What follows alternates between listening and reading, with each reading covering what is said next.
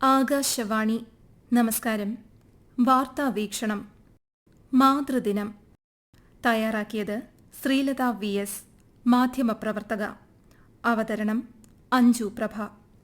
ഒരു മാതൃദിനം കൂടി കടന്നുപോകുമ്പോൾ അമ്മയെ ഓർക്കാൻ ഒരു ദിനം ആവശ്യമുണ്ടോ, അല്ലെങ്കിൽ അമ്മയെ ഓർക്കാതെ ജീവിക്കാൻ പറ്റുമോ എന്ന ചിന്ത കുറെ കൂടി ശക്തമാവുന്നു. വായുവിനെ, ജലത്തെ, കാറ്റിനെയൊക്കെ കാണാതെ, അനുഭവിക്കാതെ കടന്നുപോകാൻ കഴിയുമോ? പ്രകൃതി പോലെ അത്ര സത്യമല്ലേ അമ്മയും? ഒന്നും കുട്ടികൾക്ക് വേണ്ടി ചെയ്യാൻ കഴിയാതെ കടന്നുപോയ അമ്മമാരെ പോലും കുഞ്ഞുങ്ങൾക്ക് ഓർക്കാതിരിക്കാൻ കഴിയില്ല. അത്ര സുഖകരമായൊരു അനുഭവമാണ് ഓരോ അമ്മയും, അമ്മയുടെ സ്നേഹവും.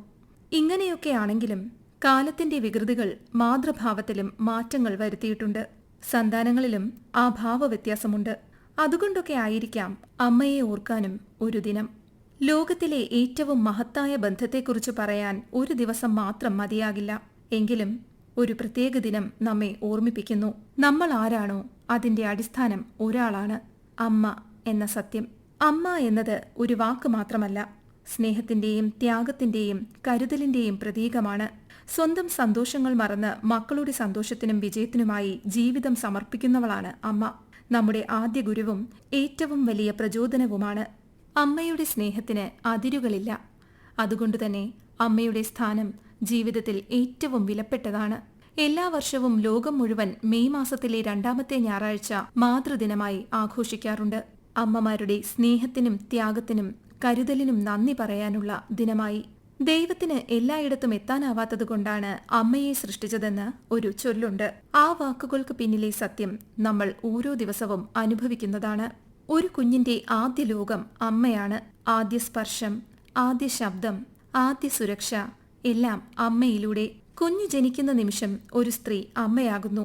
പക്ഷേ യഥാർത്ഥത്തിൽ കുഞ്ഞു ജനിക്കുന്നതിന് മുൻപ് തന്നെ ആ കുഞ്ഞിനെ ഉദരത്തിൽ വച്ച് തന്നെ അമ്മ സ്നേഹിച്ചു തുടങ്ങുന്നു, നമുക്ക് വേണ്ടി കരുതുന്നു.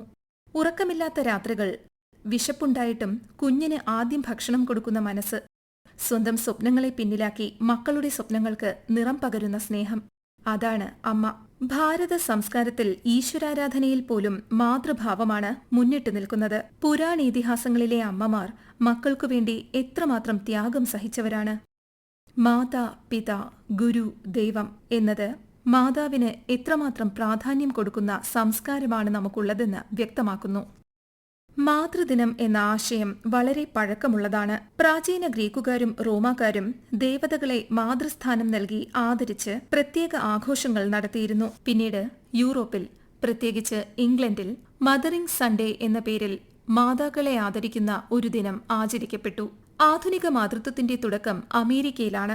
1908 അന്ന ജാർവിസ് എന്ന സ്ത്രീ തന്റെ അമ്മയുടെ സ്മരണാർത്ഥം ഒരു ചടങ്ങ് സംഘടിപ്പിച്ചു. അമ്മമാരുടെ സ്നേഹവും ത്യാഗവും സമൂഹം അംഗീകരിക്കണമെന്ന ലക്ഷ്യത്തോടെയായിരുന്നു ഇത്. അവരുടെ പരിശ്രമഫലമായി ഔദ്യോഗികമായി 1914 American president Woodrow Wilson May മാസത്തിലെ 2ാം ഞായറാഴ്ച മാതൃദിനമായി പ്രഖ്യാപിച്ചു. അതിനുശേഷം ഈ ദിനം ലോകമെമ്പാടും വ്യാപിച്ചു. ഇന്ന് ഇന്ത്യ ഉൾപ്പെടെ നിരവധി രാജ്യങ്ങൾ മെയ് മാസത്തിലെ 2ാം ഞായറാഴ്ച മാതൃദിനമായി ആഘോഷിക്കുന്നു. അമ്മയുടെ സ്നേഹത്തിനും ത്യാഗത്തിനും നന്ദി പറയാനുള്ള ദിനമായാണ് ഇത് ലോകമെമ്പാടും അംഗീകരിക്കപ്പെടുന്നത്. ഈ ദിനം നമ്മെ ഒരു കാര്യമാണ് ഓർമ്മിപ്പിക്കുന്നത്: അമ്മയോടുള്ള നന്ദി പറയാൻ നാളെ വരെ കാത്തിരിക്കേണ്ടതില്ല.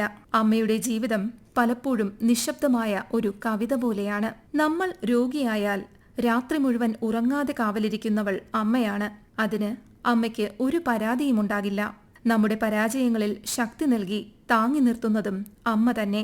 അമ്മയ്ക്ക് എത്ര വയസ്സായാലും അമ്മ ഇനിയില്ല എന്നറിയുമ്പോൾ നാം ഓരോരുത്തരും കൊച്ചു കുട്ടികളായി മാറും. അമ്മയെ പിരിയാൻ വയ്യാത്ത കൊച്ചു കുഞ്ഞുങ്ങൾ. നമ്മൾ വിജയിച്ചാൽ നമ്മളെക്കാൾ കൂടുതൽ സന്തോഷിക്കുന്നതും അമ്മ തന്നെയാണ്. ചുരുക്കി പറഞ്ഞാൽ ജീവിതത്തിലെ ഏറ്റവും വലിയ സുരക്ഷിതത്വം അമ്മയുടെ മടിത്തട്ടാണ്. കാലം മാറി, കുടുംബരീതികളും ജീവിതശൈലിയും മാറി. പക്ഷേ അമ്മയുടെ സ്നേഹത്തിന് മാറ്റമൊന്നും വന്നിട്ടില്ല. ഇന്ന് അമ്മ വീട്ടമ്മ മാത്രമല്ല, ഡോക്ടർ, അധ്യാപിക, ഓഫീസർ, സംരംഭക എന്നിങ്ങനെ പല വേഷങ്ങളിലാണ്. ഒരു വശത്ത് ജോലി, മറ്റൊരു വശത്ത് കുടുംബം. ഇവ രണ്ടും മനോഹരമായി കൈകാര്യം ചെയ്യുന്ന അമ്മമാരെയാണ് നാം ഇന്ന് കാണുന്നത്.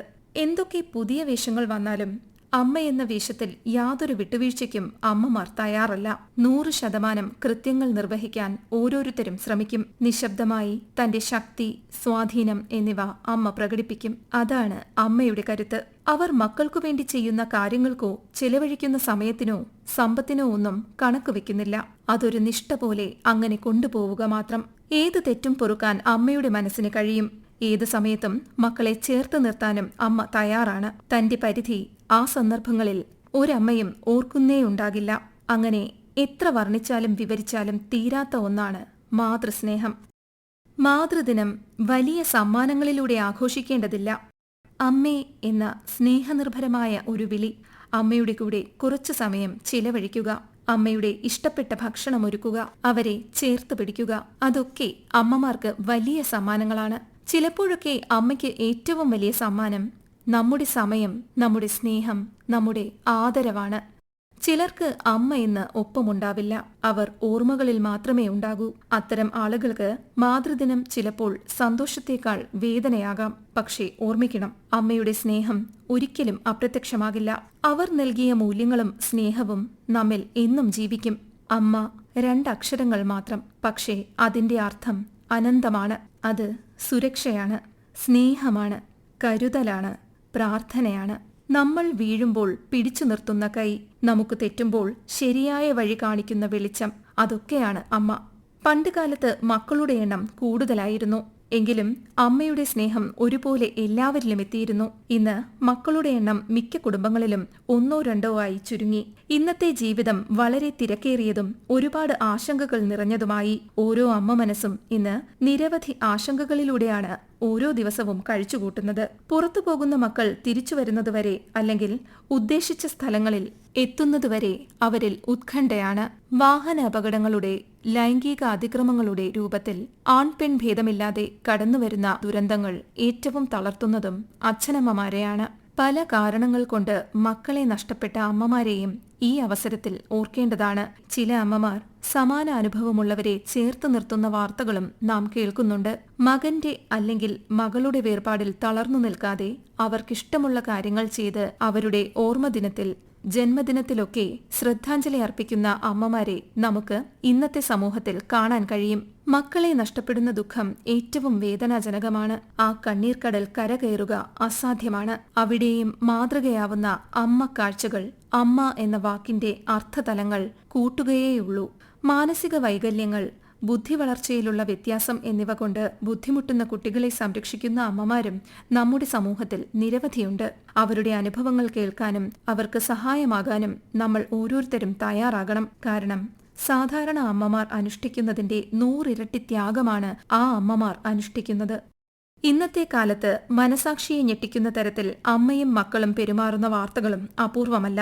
അമ്മയെ മക്കൾ കൊല്ലുന്നതും പിഞ്ചുകുഞ്ഞുങ്ങളെ അമ്മ കൊല്ലുന്നതുമൊക്കെ ഏതു കാരണത്താലാണെങ്കിലും ന്യായീകരിക്കാനാവില്ല. ബന്ധങ്ങളിൽ ധർമ്മച്യുതി സംഭവിക്കാതിരിക്കാൻ നമ്മുടെ സംസ്കാരവും വിദ്യാഭ്യാസവും നമ്മൾ പ്രയോജനപ്പെടുത്തണം. ലഹരിയിൽ നിന്നും സമൂഹ മാധ്യമങ്ങളുടെ സ്വാധീനത്തിൽ നിന്നും പൂർണ്ണമായി വിടുതൽ നേടണം. എന്നാലേ മനുഷ്യബന്ധങ്ങൾ ഊഷ്മളമാവുകയുള്ളൂ.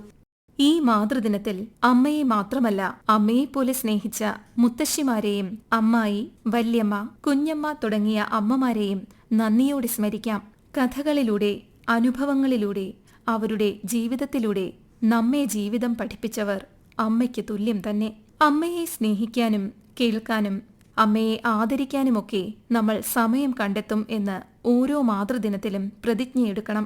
അമ്മയില്ലാത്ത വീട്ടിലേക്ക് കയറി വരുന്ന ഓരോ മക്കളും അനുഭവിക്കുന്ന ശൂന്യത വിവരണാതീതമാണ്. അമ്മ നമുക്ക് ചെയ്തതിനൊന്നും പകരമാവില്ല എങ്കിലും ഒരു വാക്കുകൊണ്ടോ, ഒരു ഫോൺ വിളി കൊണ്ടോ, ഒരു ചേർത്തുനിർത്തൽ കൊണ്ടോ തൃപ്തമാകുന്ന ആ മനസ്സ് നമ്മൾ മറന്നുപോകരുത്. ഇതൊന്നും ചെയ്തില്ലെങ്കിലും സദാ നമുക്ക് വേണ്ടി പ്രാർത്ഥിക്കുന്ന അമ്മ ഒരിക്കലും പരാതി പറയില്ല. മക്കളുടെ സന്തോഷം മാത്രമാണ് ഓരോ അമ്മയും പ്രതീക്ഷിക്കുന്ന സമ്മാനം. നിങ്ങൾ കേട്ടത് വാർത്താവീക്ഷണം. തയ്യാറാക്കിയത് ശ്രീലത VS.